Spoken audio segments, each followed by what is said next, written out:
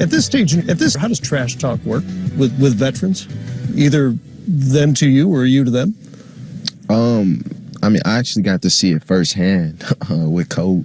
He would talk to players earlier in the season, and then when he was going through the retirement process, he kind of just was more, jolly towards it. He didn't really talk trash to guys. Guys didn't talk trash to him, and I saw it. But growing up, all I saw was him talk trash. So it was weird to be on the court with him or to be in practice with him and see him, change the whole like just emotion of the whole practice. You would see guys coming in walking on the court, shoes not tied, stuff like that, and then he would be on the table getting stretched, and as soon as we start playing, he was ready, and he just elevated the practice just from calling out one guy, and then that made his teammates bring their game up, and then the next guy brought his game up. So I saw it firsthand, but I feel like it kind of went away, this year. I mean, this day and age, guys don't really talk trash that much. So I don't really have too much to say on that. Has that been your experience? I mean, I've seen you get into it a couple of times with guys here and there, and you're not a shy guy. Who's good at trash talk? I don't think any of them. When you trash talk, you got to be able to back it up. There's a few players in the league that I really don't like. And when I don't like you, I'm going to let you know that I don't like you. And they know it too. But, I'm just, like I said, I'm always trying to have fun.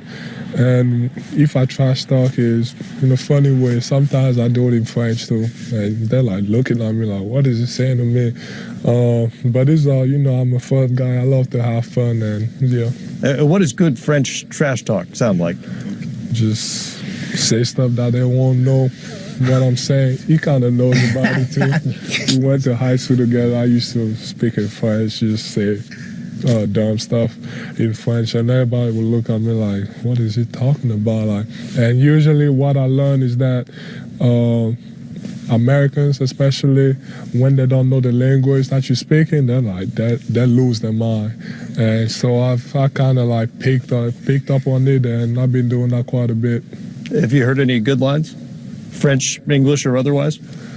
No, we've been cool. We're going to have some more battles in the future. No, we're going to have battles. Not just from Joel, but... No, I think it was KG asked me who's probably the best trash talker I've seen recently, and it was actually that man right there. Yeah. So he talks probably the Devin? most to me. Of anyone, he's the one who talks to me the most, and I know it's I love, but I'm talking about during the game, talk trash. We could be walking up the court just so happenly, and he'll walk towards me just to give me a bump to walk away, but he backs it up again, so can't get mad at a person who could talk their ball, so walk it.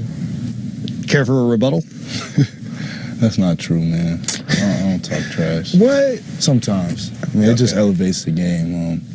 I like to have fun with it, like Joel said, and when people are trash talking, I feel like D'Angelo said, how Kobe changed the whole practice. I feel like everybody's game elevates.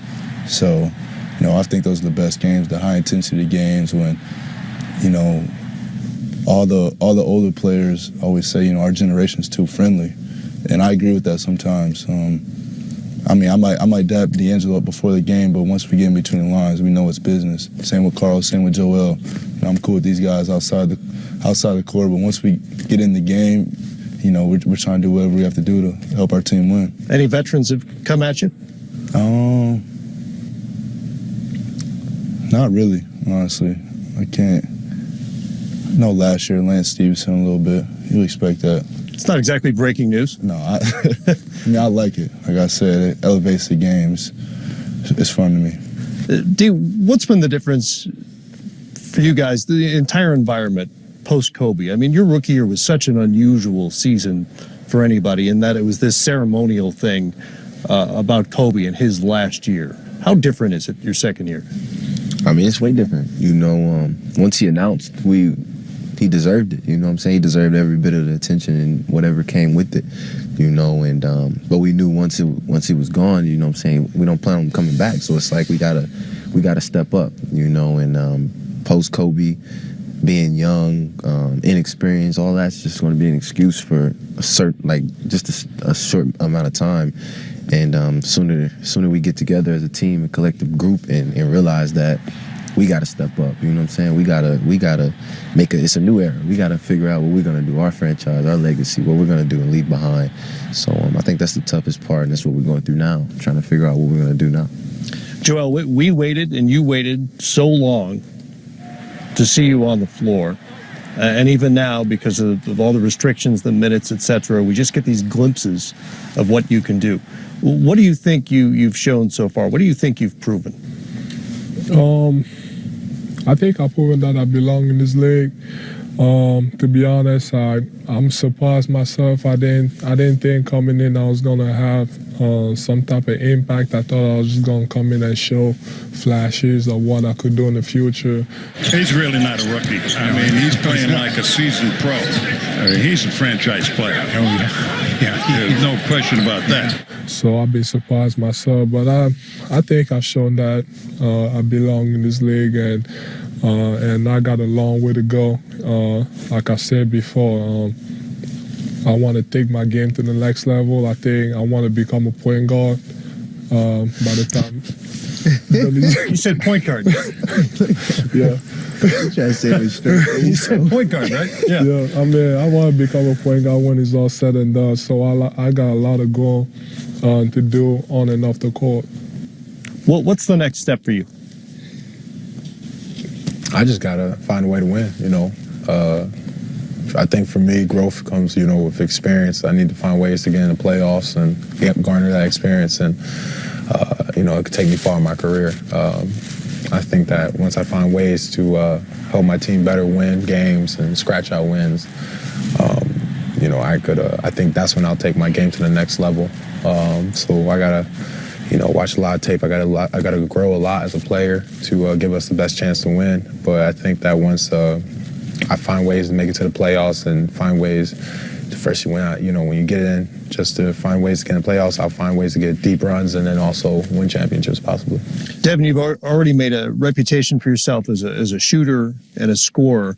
I'm curious who you look at around the league and say, man, that guy can really shoot. Me? I mean, there's a lot, honestly. Obviously, Golden State, you got Steph, Clay, and KD. Tremendous shooters. Wouldn't say you, D'Angelo. But no, down in Houston, Ryan Anderson, Eric Gordon, James Harden. So, I feel like shooting is kind of contagious. So, once a team's doing good, the ball doesn't stink, the ball's moving, everybody gets good shots, I think, people's percentages are a lot higher. So I think, shooting the ball comes a lot with what team you're on and the shots you take, shot selection, and being on those really good playoff teams. Yeah, I feel like you get better shots and great looks. I'll put you on the spot. Who has the prettiest shot in the league? Outside of myself? Sure. Sure, we'll accept you for this, yeah. Nelly. I don't know. Who'd you guys think? Clay. I would say if I can't pick you, I'll pick Clay. Clay. I actually like J.R. Smith too. That's nice. Real fluent. Clay got that fundamental shot. Like Clay he is been shooting that way since Fisher Price days. There's a lot though. There's a lot of bigs shooting the three now this year. Yeah. Gasol. That's unbelievable. So the league's changing. These two, Porzingis, it's crazy.